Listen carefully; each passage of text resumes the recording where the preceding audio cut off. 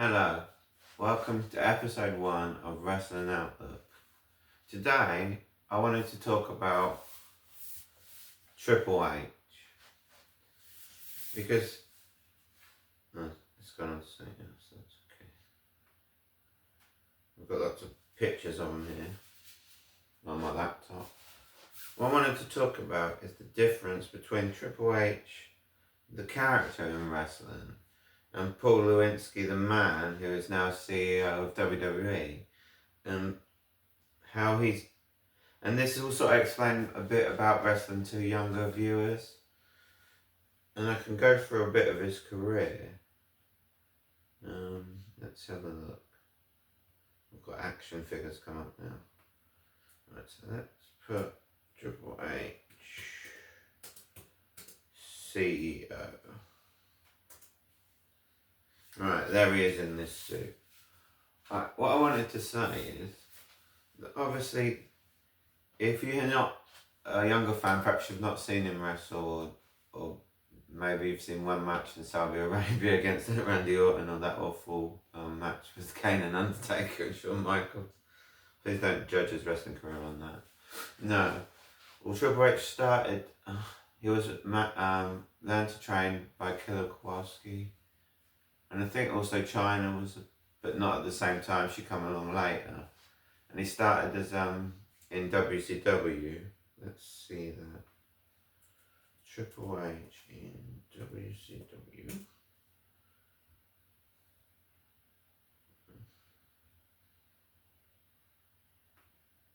Maybe I need to put Paul Rhodes.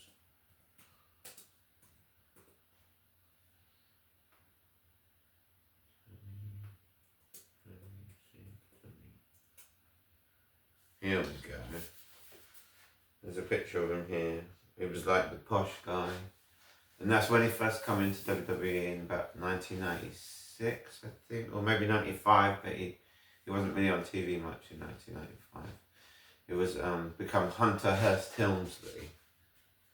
And he was, Gene Paul Lewinsky is his real name, is terrorizing in WCW.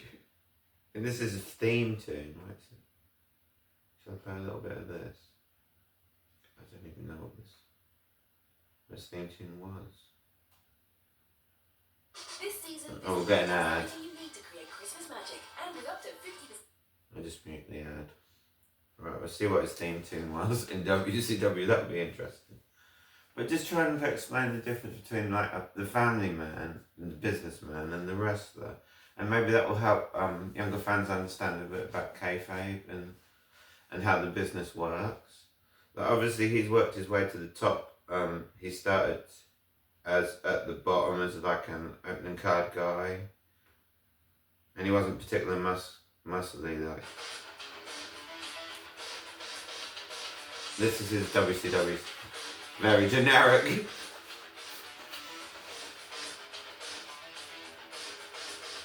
So yeah, I think. Is there any other? No, it just repeats. Right, I don't think we need to. We're going to learn a lot from that. Anyway, so he's in WCW, I think.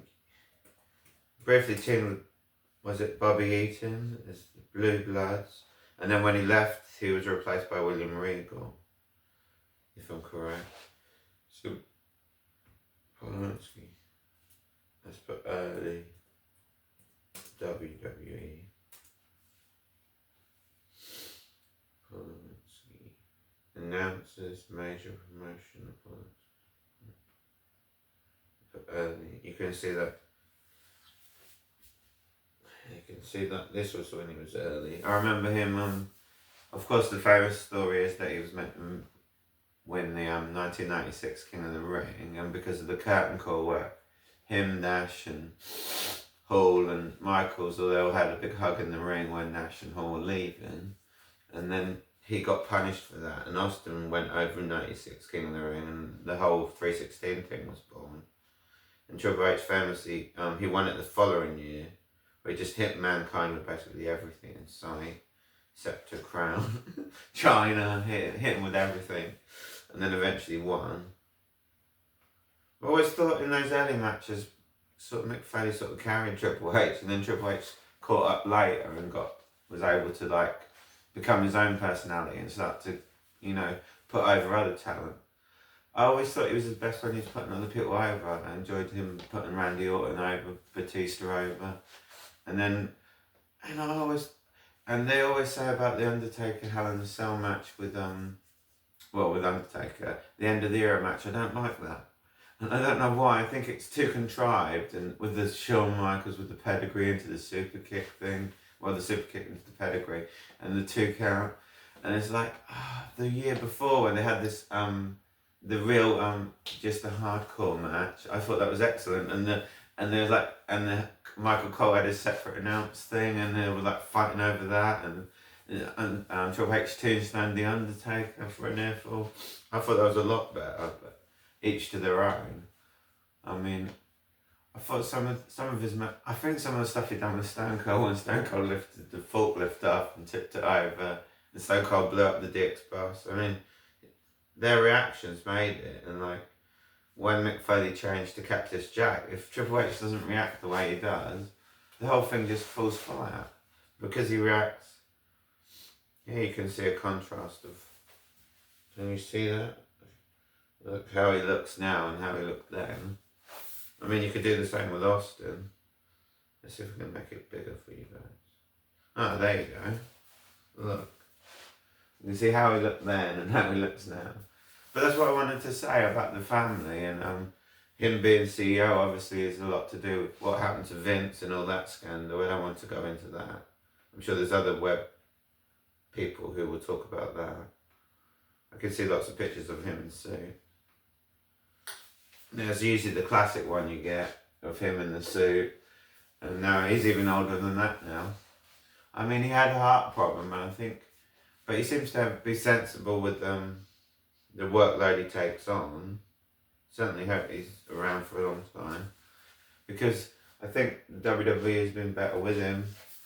And even though he wasn't my favourite guy because he was the bad guy, but I don't know if I didn't like him, because now I kind of respect him, and now it's like, yeah, it's Triple H, and I always think, even if I don't think The Rock would be able to run it as well as Triple H has, and even though I was a bigger Rock fan, and I don't think Austin's got the business, you know, if you picked any wrestler from that era, maybe Mick Foley would do a good job, but I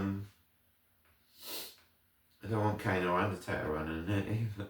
So it's like, maybe he's the best one to run it out of. If you pick somebody from the Attitude Era to run, that's like him. That's like, he's got like his WCW character in 2K23, so I didn't know that. I didn't pay for the bonus. I'm still playing 2K23, I need to get 2K24. Okay. So Triple H, oh yeah, he done like a workout guide. I mean, so he's obviously a family man with children and daughters, married to Stephanie McMahon. And the businessman, obviously he's working business in meetings, I guess, and on Zoom and booking. Well, he's got people to book the arenas and like promote the shows for him and run house shows. But he has to oversee all that, and I suppose like the merchandise deals and whatever else, what new, because there was on about building NXT Europe after the UK one shut, but I think that's gone quiet on that one. But, you know, as they expand into different countries, WWE, there seems to be a true world wrestling organisation which is living up to their name. So I just hope that the WWE will continue to grow, and that AEW will continue to, you know, push them to be better. And that's how the whole wrestling world grows. So I hope, you know, just explaining a little bit about his career. And obviously he went on to main event after he won the King of the Ring a year later. And then he was Intercontinental Champion first. Did he beat Alan Johnson? I think I'm right. I know he feuded with Goldust a little bit, I think. And then when Rocky Maivia came in, Rock beat him, and that was sort of the start. And they had that, check out that ladder match at SummerSlam, I think it's 98. And then he feuded with Rock. There's an Iron Man match you could watch from Judgment Day, which is really good. It's one of the best single matches. Loads of matches with Triple H Rock. They're all good, actually. I like the WrestleMania 4 way. That WrestleMania 2000 I really enjoyed, and people like say it's like one of the worst ones, but I really enjoyed WrestleMania 2000. I think it was like the peak Attitude Era or something, and there's only one single. Every match has got like some sort of silly stipulation, but it's just sort of fun. So that's a different one you could check out, definitely. So now you're thinking of Triple H. Paul Lewandowski is a businessman, a family man, and he's working, and like the rest of Triple H is sort of laid to rest. So I suppose it's easier for him rather than juggling too many hats, and it makes sense. Like his in-ring career is more or less retired, so that he can put that hat away, and now he can just concentrate on being a businessman and a CEO. So hopefully I'm not repeating myself too much, and hopefully you enjoyed episode 1 of Wrestling Outlook. And we'll do a deep dive. Let me know which wrestlers you want to know more about. And I thought this is an interesting one to start with because of where he's at now, and he's had to take over from Vince McMahon. And obviously he's supported by Stephanie and everybody else in inside WWE who's working hard. And you see, on the end of SmackDown, you see the little producer credits, him and Lee Fitton. So, and obviously a lot of the old guard have gone now. The Gerald Briscoes and the Pat Patterson has gone, and obviously because he's no longer with us. And yeah, Bruce Pritchard, I think he'll be out the door at some point. And yeah, there's a lot of the old guard. Kevin, you know, the one who was doing Kevin Dunn, who was the camera one. That's why we get nice long shots of, you know, you can yeet all the way in from the arena. I mean, it's amazing how Jay Uso's able to catch that. I think, but it's weird because like Daniel Bryan retired and there was getting all that going in AEW, still doing the Yes stuff. And then Jay Uso seems to take it over when Daniel Bryan retired. I don't know if anybody else noticed that. Anyway, bye for now.